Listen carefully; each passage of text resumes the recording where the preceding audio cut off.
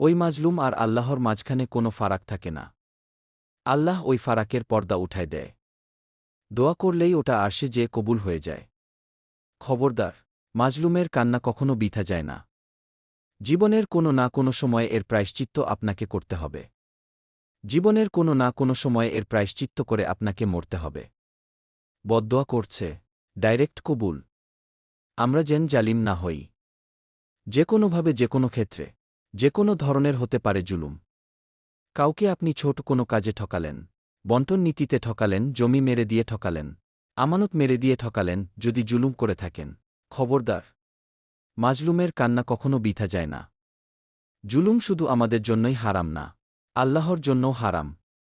আল্লাহ তায়ালা বলেন হাদিসে কুদসিতে, ইয়া ইবাদি, হে আমার বান্দারা, ইন্নি হারামতু জুলমা আলা নাফসি, আমি জুলুমকে আমি আল্লাহ নিজের ওপর হারাম করেছি।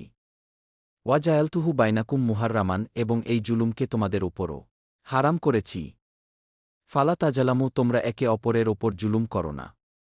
জুলুম শুধু আমাদের ওপরই হারাম না,